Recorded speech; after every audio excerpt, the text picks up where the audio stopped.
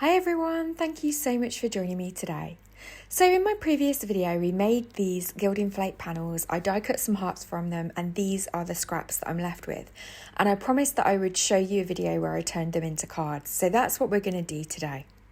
I'm using this gorgeous floral print stamp from Stampers Anonymous, and I've got a piece of craft cardstock that I'm going to stamp the image onto using the Versamark Clear ink in Acorn, which is a really dark brown colour.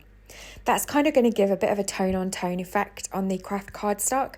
So I've just put a scrap of paper in there just to stamp the image onto so that I don't make a mess on my desk. And then I'm just kind of laying the Gilding Flake aperture section over it and just seeing what that looks like. And just kind of playing around. I had a couple of hearts left over, but I do decide that I'm not going to use those. So I'm just adding some Cosmic Shimmer quick grab glue to the back of that, and then I'm going to stick it down.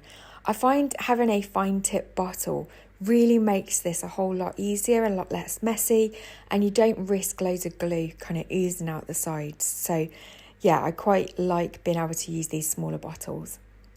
I've then got this Craft Consortium stamp set, which is Happy Anniversary, and it's basically got Happy Anniversary in lots of different sizes and fonts. They've got quite a good range of those stamps, and I do believe that they're still available to purchase. So I'm just trimming down a piece of vellum, and I'm just kind of using, it's a 2-inch wide strip, because I want to make sure that my sentiment is going to fit on that. And we're going to heat emboss this onto the vellum. So I'm just kind of playing around, and I love that you can mix and match the fonts with this stamp set. So as you can see here, that's exactly what I decided to do. I mixed the two fonts up. I'm just going to bring in my anti-static powder bag, and I'm just going to run that over the vellum. Once I've done that, I'm going to ink it up with some embossing ink. That's the Versamark ink that I'm using today. And then I'm just going to stamp that down, and I get a really lovely crisp impression. For the embossing powder, I'm using the metallic rich gold from Wow. This is the super fine embossing powder, and I'm able just to tap off the excess and use a little paintbrush just to get off some where I'd obviously missed it with the anti-static powder bag. I'm using my Sizzix dual speed heat tool, and I'm just heating that up to the side, and then I'm just going to quickly run that over the vellum.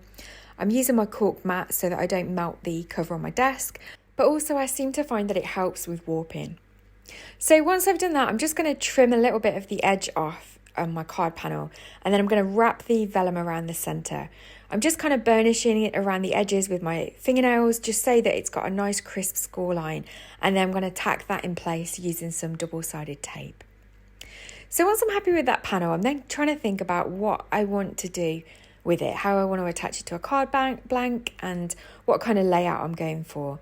So I decide I'm going to ink up the tiny print stamp again using the same coloured ink, the Acorn Versamark Clear ink. And I've just masked off the other side of the card panel so that I don't get any ink on the reverse of the card. And then I'm just going to kind of stamp it. It's quite easy to line the pattern up. I do overlap a little bit, as you can see there, but that's going to be covered up when we attach the card front to it. So I'm not worried about that at all. When you're inking up the rest of the panel, you only need to ink up the section on the stamp that you're going to be stamping with. So you don't waste loads of ink when you do that. It also saves making a mess of your desk or whatever you're stamping on. So once I've covered that whole panel, I'm then going to add some foam tape to the back of this card front that we've made using that Gilding Flake scrap aperture. And I'm just going to remove the double-sided tape off the back of that. But before I do, I'm just going to play around with placement.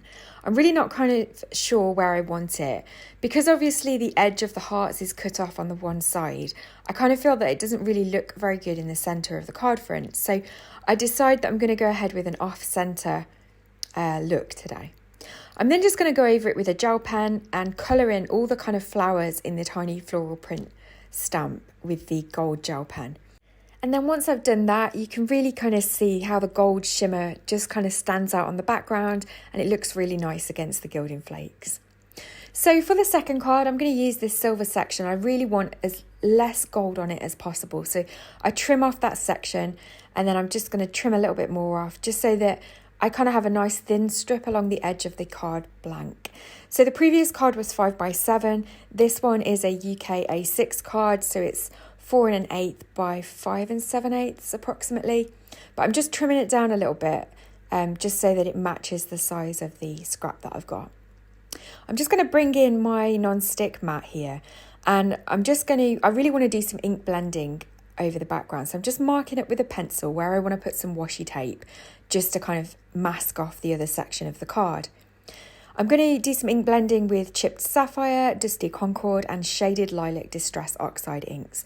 And I'm holding this down with my fingers, and then I'm thinking, why am I doing that? I bought the waffle flower sticky mat to really kind of help with ink blending, really, to hold the card in place. You can use it for stenciling and ink blending. So I brought that in now, and that's a lot easier to ink blend on.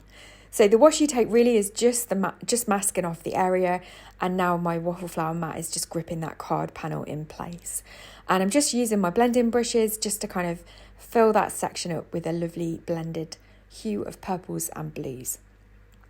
Once I'm happy with that, I'm just going to spritz it with some water just to add a little bit more interest really in the blended panel. And then once that's dried, I'm able then to bring back in the silver gilded flakes section and just add some Cosmic Shimmer quick grab glue to stick that down. And I really like how the silver pops against the colours underneath. Now, of course, we could have done some stamping underneath it. We could have done some die cut inlay and cut out some hearts from different coloured cardstocks and stuck those in the apertures, but I just decided to do some ink blending today. For the sentiment, I'm using a little stamp called Best Wishes. It's from a rubber dance stamp set that I've got, and I've just stamped that down there. And then I'm going to add some detail to the hearts using a silver gel pen.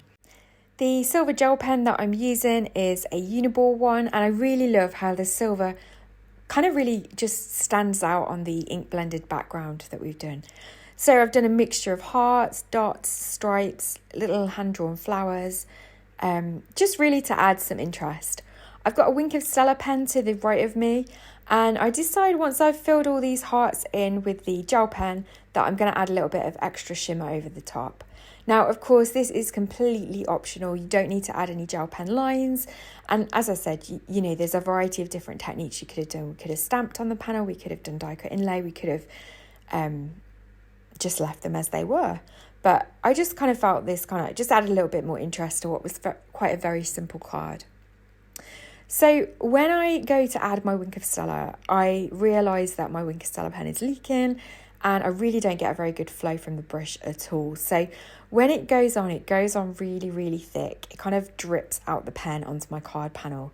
Now, it's not a problem because it is just water-based with glitter in. I'm able just to kind of use the brush to kind of move it along. I really wanted to show you the shimmer there, but it's a bit hard to see when it's wet. So hopefully you'll be able to see it a little bit more towards the end of the video and in the close-up photos as well. Initially, I'm like, oh, I think it's going to completely cover the gel pen lines that I've done. But I'm like, well, I'm going with it now because I've already started. But actually, when it dries, the gel pen really pops through the Wink of Stella, and the Wink of Stella really just adds a shimmer on the top. You could, again, leave that step out. It's completely optional.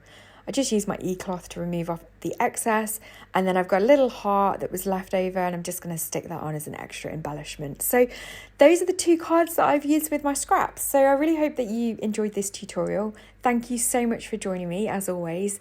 Please don't forget to like and subscribe if you've enjoyed this video, and I look forward to seeing you in the next one. Take care.